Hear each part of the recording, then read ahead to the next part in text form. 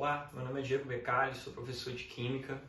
Vou trazer para vocês os conceitos de massa atômica, massa molecular e massa molar. Conceitos muito importantes para a parte de grandezas químicas, cálculos estequiométricos, entre outros assuntos na química. A gente utiliza muito essa parte de massa molar, massa molecular e massa atômica. Bom, quando os caras pensam em dar massa para os átomos, massa para as moléculas, claro, são coisas muito pequenas. As unidades que a gente tem que usar nesse caso são unidades muito pequenas também. Não que a gente não possa determinar a massa de um átomo ou de uma molécula em gramas, por exemplo. Pode, com certeza. Porém, os números seriam números muito pequenos. Então a ideia foi achar uma unidade específica para esse tipo de massa. A unidade utilizada foi a unidade de massa atômica. A unidade de massa atômica ela é baseada no isótopo do átomo de carbono, cujo número de massa é 12. Então, cuidado, que o carbono possui outros isótopos, como o carbono 14, por exemplo. O carbono escolhido para a determinação da unidade da massa atômica foi o carbono 12. A gente percebe que o carbono 12 dividido em 12 partes iguais. Uma dessas 12 partes, 1/12 da massa do carbono 12, é a nossa unidade de massa atômica. Então, cuidado, a unidade de massa atômica não é o carbono 12 todo, é 1/12 da massa do carbono 12. Aqui ao lado, uma comparação do átomo de sódio com as unidades de massa atômica. Quantas unidades de massa atômica são necessárias para se determinar a massa do átomo de sódio? É claro que os químicos não utilizam uma balança de pratos, utilizam um espectrômetro de massa, mas essa ilustração é bem legal para a gente entender a comparação de um com o outro. O átomo de sódio, para se chegar à massa dele, foram necessárias 23 unidades de massa atômica, ou seja, 23 pedacinhos desse aqui.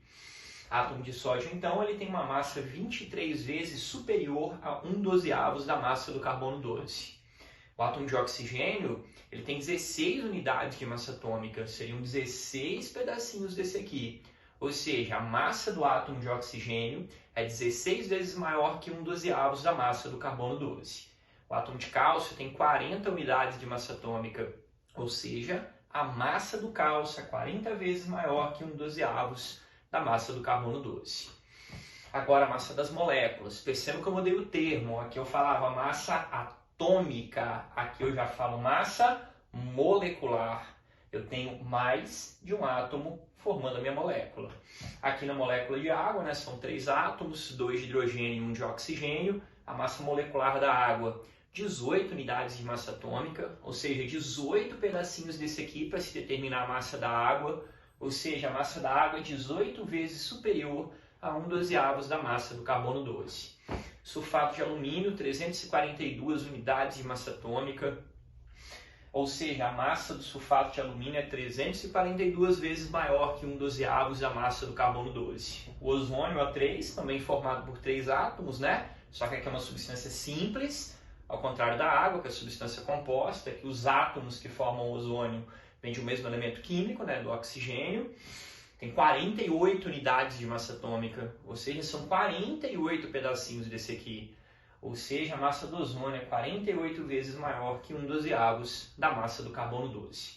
Vamos pensar um pouquinho agora em massa molar.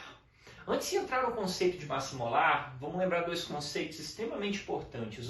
Primeiro, 1 grama, 6 vezes 10 elevado a 23 unidades de massa atômica.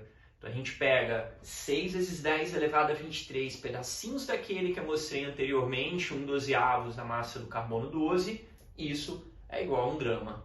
Percebam a quantidade de unidades de massa atômica necessárias para se obter 1 grama.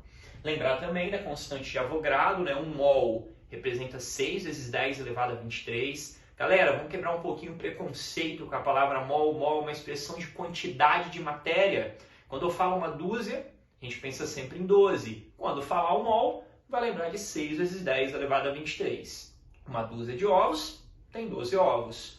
1 mol de ovos tem 6 vezes 10 elevado a 23 ovos. Então, quando eu penso em massa molar, eu não estou pensando mais na massa de apenas um átomo ou apenas uma molécula. Eu penso na massa agora de 6 vezes 10 elevado a 23 átomos ou de 6 vezes 10 elevado a 23 moléculas. Percebam que a quantidade de átomos e moléculas agora é uma quantidade muito maior. Então a unidade que vai ser utilizada no cálculo da massa molar vai ser gramas por mol. A gente não usa mais unidade de massa atômica para massa molar, usa-se grama por mol. Vamos fazer uma prova aqui, uma demonstraçãozinha, que ela é super bacana para vocês entenderem como que se sai da massa atômica e se chega na massa molar. A massa atômica do oxigênio, 16 unidades de massa atômica. Minha pergunta é, e a massa molar do oxigênio? Qual é a massa de um mol de oxigênio? Qual é a massa de 6 vezes 10 elevado a 23 átomos de oxigênio? Vamos para a regrinha de 3. Ó. Um mol de oxigênio pesa 16 unidades de massa atômica. Um átomo de oxigênio, 16 unidades. E se eu tiver 6 vezes 10 elevado a 23 átomos de oxigênio? Lembrando que 6 vezes 10 elevado a 23 átomos equivale a um mol de oxigênio. Qual vai ser a massa molar? Fazendo a regra de 3, 16 vezes 6 vezes 10 elevado a 23. Lembrando que 6 vezes 10 elevado a 23 está grifado aqui, equivale ao grama. Ou seja, a massa molar do oxigênio, 16 gramas por mol. Qual o significado de 16 gramas por mol? A cada 1 mol de oxigênio, ou seja, a cada 6 vezes 10 elevado a 23 átomos de oxigênio, eu tenho uma massa de 16 gramas. Espero que vocês tenham gostado, tá? Eu vou deixar o link para vocês acessarem uma lista de exercícios sobre essa matéria que eu passei hoje, tá? E na próxima aula eu vou fazer essa lista de exercícios com vocês. Obrigado, um grande abraço.